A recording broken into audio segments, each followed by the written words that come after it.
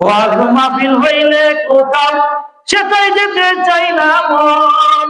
ওয়াজ মাহফিল হইলে কোথাও সেটাও যেতে চাই না মন।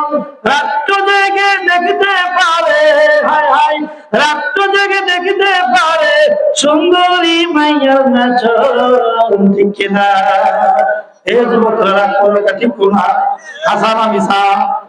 ওয়াজ মাহফিল হইলে কোথাও সেটাই যেতে চাই না মন। রাত্র জেগে দেখতে পারে, হায় হায়, রাত্র জেগে দেখতে পারে সুন্দরী মাইয়ার নাচন।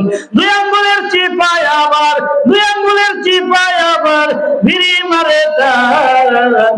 ওরা কিসের মুসলমান, ওরা কিসের মুসলমান, ওরা কিসের মুসলমান, ওরা কিসের মুসলমান, ঠিক না?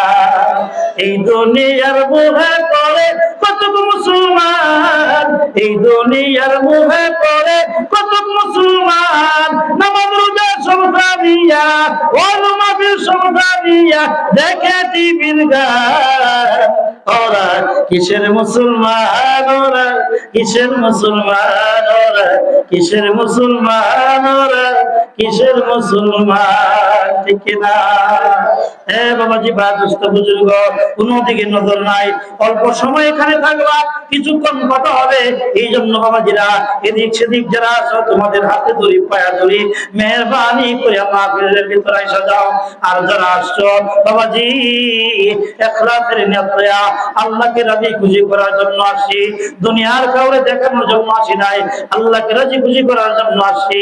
এই নিয়ত নিয়ে বসে যাও, কারণ অল্প অল্প আমল করবা আল্লাহকে দেখানোর জন্য। কিয়ামতের মাঠে এই আমলটা তোমার মাঝে নেওয়ার জন্য যথেষ্ট হয়ে যাবে।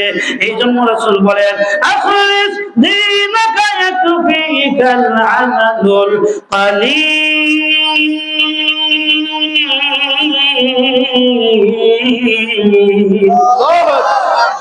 পৃথিবীর উম্মতেরা, মানুষ দেখানোর জন্য নামাজ পড়বি, আল্লাহ নামাজ কবুল করবো না। মানুষ দেখানোর জন্য দান করবি, না না।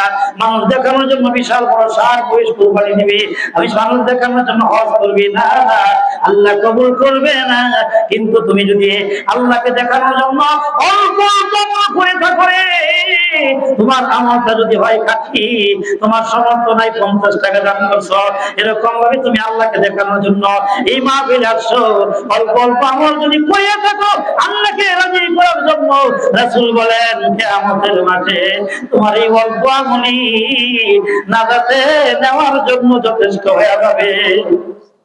এই জন্য ইখলাস নিয়ে বসেন, দিলের কান নিয়ে বসেন, দিলের কান নিয়ে, জমরার কান, দিলের কান ওইটা দিয়া চুমুকের মতো কথাগুলো শুনেন। আল্লাহ পাক সব বাইরে এই আজকের মাহফিল থেকে তামাম জিন্দেগীর জন্য হেদায়েত করিয়া, গুনাহ মাফ করিয়া একেবারে ঈমান ওয়ালা, খাঁটি আমল ওয়ালা বানায়া বাড়িতে করে। এখানে যারা আসছেন বাবাজিরা, আমি যে আয়াতটা তেলাওয়াত করেছি সূরা তুহার একখানা আয়াত, ছোট আয়াত তেলাওয়াত করছি। এই আয়াতটা আমরা সকলেই পরিচিত, ঠিক কিনা? মনে হয় খেয়াল না করলে আমার আমি পড়ি। আল্লাহ তাআলা বলতেছেন, মিনহা খালাকনাকুম ওয়া ফিহা নুঈদুকুম ওয়া মিনহা নুখরিজুকুম তারাতান উখরা।